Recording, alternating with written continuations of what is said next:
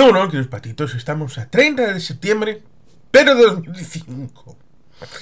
¿Y qué pasó en 30 de septiembre de 2005? Pues que unas caricaturas de Mahoma fueron publicadas en el diario danés Jyllands-Posten, provocando el escándalo del mundo islámico.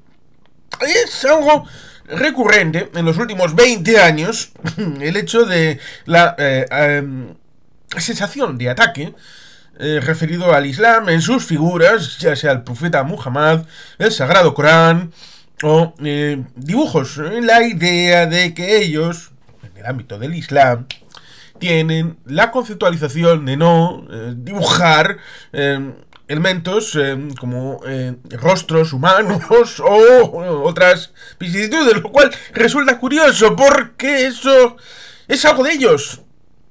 Ellos tienen la autorrestricción referido a líneas geométricas, dibujo artístico en el ámbito de las líneas y de la figura matemática, pero eso significa que a los demás tengamos que subsumirnos dentro de su corriente. Ahí están los budas de Babi Yar en Afganistán. Y por tanto resulta curioso, pintoresco si se quiere. Eso sí, hay quien dice que en la zona del creciente fértil hay unos grabados con figuras humanas. Lo pude ver en una lectura reciente. El libro está comentado en el canal, seguro, pero que evidentemente ahí tenemos una figura que representa a Rey Rodrigo en la zona del creciente fértil en Asia Menor, una zona, creo que Babilonia, por ahí. No recuerdo exactamente dónde, pero seguro que si uno mete en San Google, como hice yo en su momento, lo vuelve a recuperar, con figuras humanas, lo cual me recuerda el pequeño hecho de que cuando, y recomiendo vivamente estos dos elementos, a pesar de que sean elementos concatenados, porque uno es un pequeño hilo de 5 vídeos en Caspian Report, y luego hay un vídeo específico en su traducción al castellano, que se llama Historia Geopolítica, que evidentemente Caspian remite a su autor, que es origen del Caspio. Y en el Caspian Report hay 5 vídeos hablando del origen del Islam en aquellos primeros momentos, los 4 primeros líderes del Islam, hasta la bifurcación entre sunis y chiís.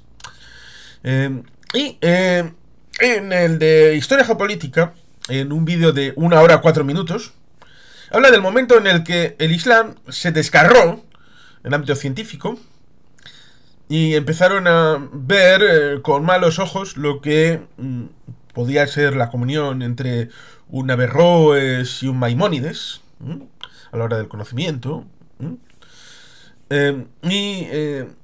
Ahí comenzó colusionando con lo que supuso en 1215 la destrucción de la biblioteca de Bagdad, uno de los centros de conocimiento más importantes del Islam, por parte de los mongoles, las hordas mongólicas de Asia Central. Supuso una metabolización en el ámbito islámico que supuso una salida que fue, en buena medida, la debilidad intrínseca que en el siglo XIX llevó a la destrucción de todos estos países en favor de los países occidentales, que fueron allí en plan imperialista. Una cosa no quita la otra. Por lo que, evidentemente, cuando tenemos esta evolución, que alguien dirá, la Revolución Francesa, sí, también, bueno, en el ámbito de la anglosfera tenemos un siglo anterior, la Revolución Gloriosa de 1688, en el ámbito liberal, y la construcción de esos relatos, con esos hitos de la construcción de nuestro mundo occidental, con el respeto, que costó bastante. Decretos de libertad de religión en el ámbito del decreto de Nantes, Enrique IV de Francia, y previamente otros textos que nos remitirían hasta el hecho de la religión lícita al final del Imperio Romano, de Occidente. Y por lo tanto hay las guerras de religión que terminan en la Paz de Westfalia de 1648. Tenemos un trayecto bastante amplio de siglos a la hora de tener lo que tenemos actualmente en Occidente, de ausencia de una religión oficial, respeto en buena medida, a pesar de que podamos tener situaciones como que por sedimentación, el ámbito de que el rey de Inglaterra es el líder de los creyentes, pero todo el mundo entiende que es distinta la conceptualización que tiene como líder de los creyentes el rey de Marruecos que el rey de Inglaterra. Tiene una diferente componente social. Y incluso en Estados Unidos, que todo el mundo apela a Dios, pero todo el mundo sabe que no hay una religión oficial y que eso queda en buena medida fuera del ámbito de lo institucional, de lo político. Francia con esa actualidad, respecto de ser la hija primogénita del catolicismo, y luego el ámbito de laicidad que ha ido construyendo, sobre todo con el relato de la Tercera República respecto de la Revolución Francesa. En el mundo que vivimos, parece que hay que ser tolerante con todo el mundo, incluso con aquellos que se empeñan en hacer la yihad, a pesar de que la yihad más importante es la yihad interna y no la externa. Y apelo a un libro que es bien interesante, como es el de Benazir Bhutto, Islam, Democracia y Occidente. Un libro póstumo, dado que fue asesinada el día 26 de diciembre de 2007. Y por tanto, ese libro es bien interesante, sobre todo en el primer tercio, que habla de la disección de la aproximación islámica al hecho de la democracia. Democracia como la que le transmitió el Imperio Británico en el ámbito del ámbito liberal occidental. ¿Por qué digo esto? Pues porque, a pesar de todas las vicisitudes respecto del intento de choque de civilizaciones, Samuel P. Huntington, 1993, transmutado en varios elementos que en redes sociales tratan de coger el Islam en su globalidad. Imagínense que nos metieran a todos los frani en un conglomerado occidental cristiano, con lo que estarían haciendo un pan con unas tortas, porque somos muy diferentes. Alguien dirá, bueno, todos sois blanquitos, occidentales, bueno, hasta cierto punto, ¿no? Un Mediterráneo, en la cuenca norte, no es lo mismo que un australiano. ¿Es occidental el japonés y el surcoreano?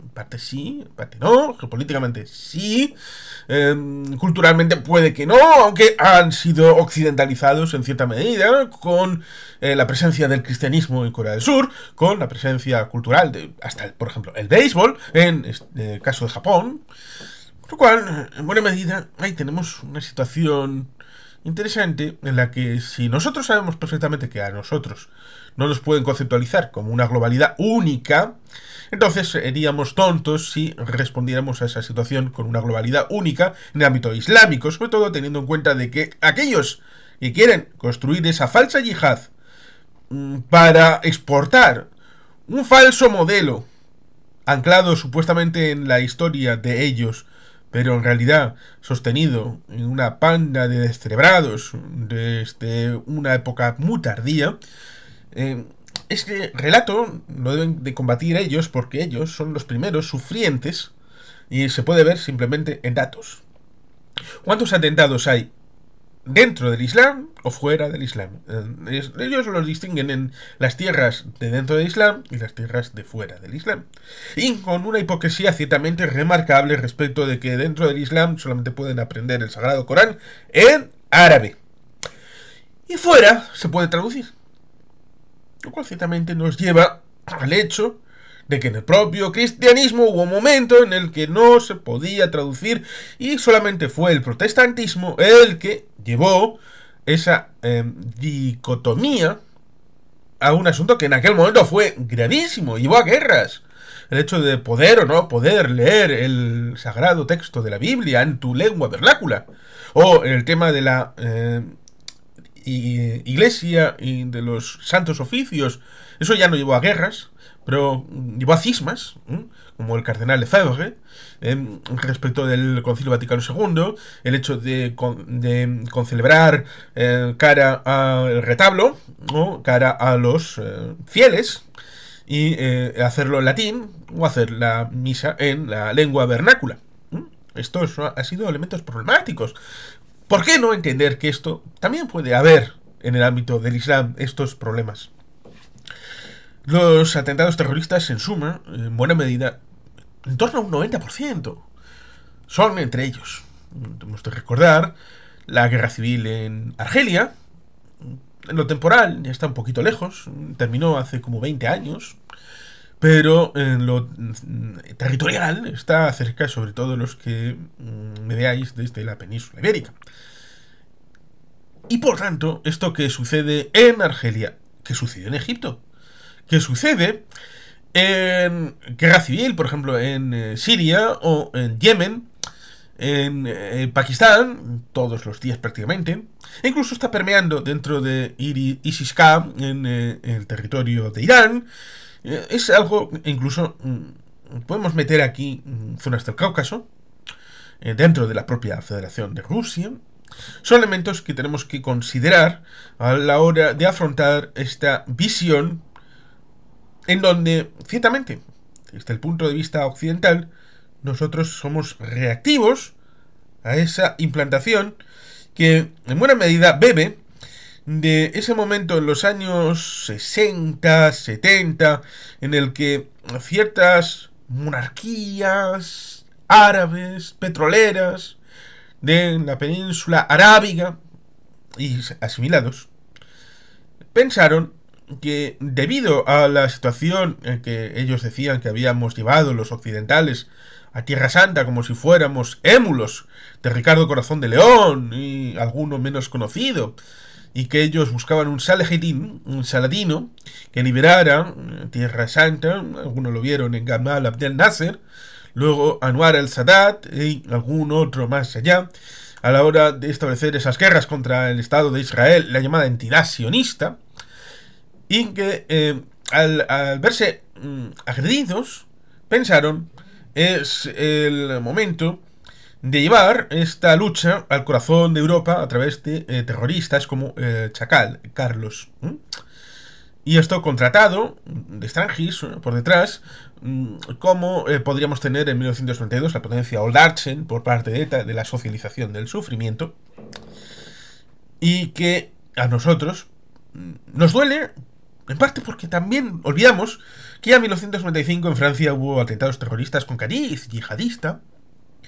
En Francia, 1995. En paralelo, como en Tokio estaban asesinando a mucha gente con el gas sarín, aquella secta que, bueno, pues estaba desconectado al principio de esta realidad, aunque tenía el trasfondo religioso. Es una visión global, poliédrica, de todos los parches respecto de esta manta. Y en el ámbito nuestro, occidental, vemos esa situación en la que nosotros hacemos una vida más o menos ordenada, en donde, ciertamente, en 2005, en julio, había los atentados de Londres. El año anterior había habido los atentados de Madrid, el 11 de marzo. Unos años, el año anterior, 2003, el atentado en Casablanca, en la Casa de España. En 2002, el 12 de octubre, tenemos el atentado en Bali, en Indonesia. Y por supuesto el 11 de septiembre, en 2001, que había una pléyade de atentados, y solamente he dicho uno por año, que tenían un hilo conductor respecto de atentado de gente del Islam, supuestamente, aunque no lo hacían a nombre del Islam, sino a nombre de su proyecto político. Insisto, proyecto político en base a una imagen religiosa, y que nosotros, desde Occidente, ¿cuál es nuestra respuesta? Porque esa gente, en general, tienen derechos. Lo mismo que lo tienen en Israel. Ese 18,5% de árabes, 20% de musulmanes. Que esos 600.000 musulmanes árabes que se quedaron en 1948 en territorio de Israel con su pasaporte israelí, ahora son 2 millones. 2 millones largos de ciudadanos israelíes dentro de Israel. En Europa, los ciudadanos musulmanes, islámicos, venidos de fuera, por ejemplo, la migración turca para con Alemania, son gente que en buena medida cotiza, trabaja, vive, socializa. Otra cosa es la integración. Y para eso hay que hacer esfuerzos entre las dos partes. No puede ser unidireccional o se verá como una imposición. Hay que hacerlo atractivo. Y en parte lo cumplió Francia en esta situación cuando cambió la política de atracción de trabajadores por la repatriación familiar, el reagrupamiento familiar. Y evidentemente estos países, ya sea Francia, Reino Unido, tienen una problemática bien importante, porque en buena medida les vienen gente de sus antiguas colonias. Y esto es resultante de una política que les han dado la vuelta con un calcetín. Porque si eran ciudadanos del territorio, en ámbito metropolitano, se supone que en diferido podrían tener ciertos derechos a acudir a la madre patria para reclamar, de alguna manera, esa suerte de reparación histórica con la disposición de vivir en la metrópoli. Y esto, no sé si alguien lo ha reflexionado, estos derechos históricos que pueden cambiar diferente el hecho de que un argelino vaya a vivir, o un nigerino, no digo nigeriano, nigerino, o de otras territorialidades que hasta 1958 estuvieron parte del ámbito francés, vaya a vivir a Francia y que le diferencia conceptualmente, por lo menos para mí, de que en vez de ir a Francia hubiera ido a vivir a Austria. Respecto de su vector de legitimidad histórica, es algo que para mí me resulta diferente. Lo mismo que tener claro, evidentemente, que cuando suceden estas situaciones, es ese vector religioso fundamentalista el que está detrás, y por supuesto no podemos aceptarlo. Otra cosa es provocar directamente, hacerlo por provocar, debido a que este principio activo, si se quiere hacer humor con según qué cosas, pues depende en ciertos límites. Y apelo, por ejemplo, a la Biblioteca del Buitre, que ha hecho vídeos explicativos acerca de esto, con bastante tino, entendiendo que cuando se está quemando un sagrado Corán en Estocolmo, no es Dinamarca, pero me sirve, ¿qué se está quemando? Porque a veces hay que ir a la raíz del entendimiento de qué está quemando. Un libro sagrado. Y por tanto, eso es un crimen contra Dios. O porque hay quien en estos países escandinavos ha llevado a ley el hecho de no cometer herejía, no con estas palabras, pero prácticamente se le parecen, al quemar libro sagrado de las religiones. Lo cual yo me quedo planchado.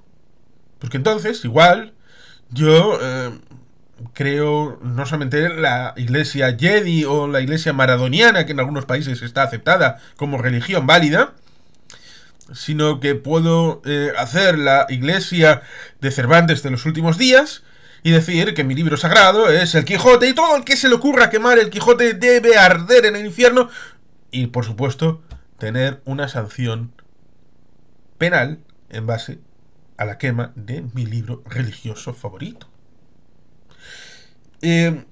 Por eso hay que decir que lo mismo que en 1936, en abril y mayo, en España, en Madrid, se quemaron libros por parte de Falange por resultarse ganadores de la guerra civil española. Y por supuesto los alemanes, los nazis, que se quedaron con el San Benito ya para siempre, a pesar de que otros también han quemado libros. El hecho de incluirle, por ejemplo, en Indiana Jones y la última cruzada, en Berlín, se fue una quema de libros, lo hicieron bastante, con lo cual la quema de un sagrado Corán es la quema de un libro. Si queman el libro de cualquier otro autor, Jon Esbo, que es noruego, pero a veces suelo decir, no, Jon Esbo es sueco occidental. Bueno, pues si queman también un libro de Jon Esbo y no solo el ámbito, por ejemplo, el Petirrojo, que creo que está comentado en el canal, debería de tener la misma conceptualización. No puede ser un delito, pero sí una ofensa social, porque los libros se leen, no se queman. Repito, los libros se leen, no se queman. Otra cosa es la valoración que uno puede hacer del contenido de los libros. Y después que cualquiera pueda hacer una crítica razonada de lo que incluye el libro.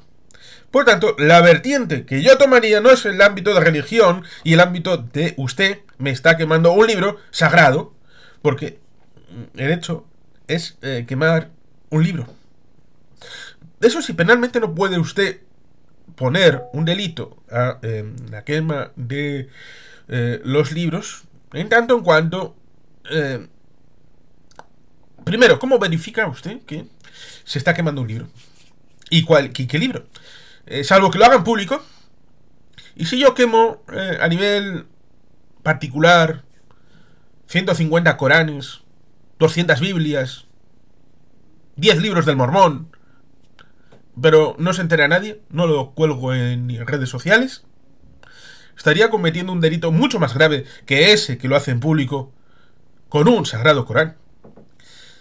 Por eso, esta situación es vidriosa, relacionada con redes sociales, proyección pública, y estas hiperreacciones deben de estar controladas, porque ciertamente esas caricaturas publicadas por el diario danés provocaron un escándalo en el mundo islámico, pero es que luego, cuando lo hizo Charlie Hebdo, les llevaron la guerra a su propia casa. Y esa reacción sí es delitiva, porque fue asesinato, crimen, delito. Y ir contra tanto el diario danés como contra Charlie Hebdo en Occidente por crimen religioso no tiene un pase. Eso sí, hacer una campaña a la contra respecto de ustedes podrían haber tenido otra sensibilidad, y les explico por qué opino esto, puede dar a un debate en el que todo el mundo pueda aprender. Y esa quizás sería una lección plausible de todo este asunto para tratar de avanzar en una situación en la que hay un recorrido para el Islam, que le queda todavía pendiente, que tiene que ver con el Renacimiento y con otras situaciones por las que ya pasó el cristianismo. Sí, eso que tuvo que ser las primaveras árabes y no fue, que debería haber sido no un elemento político, institucional, sino una revolución cultural de fondo. Sí. ¿Y está todo pendiente? Sí, en el ámbito del Islam, sí. Lo bueno, que si uno profundiza en el propio Islam, la solución la tienen dentro. Con lo cual, esto es positivo, porque hay esperanza. Y sin más, queridos patitos, es que ricasco, agur berobat, beti gelpien.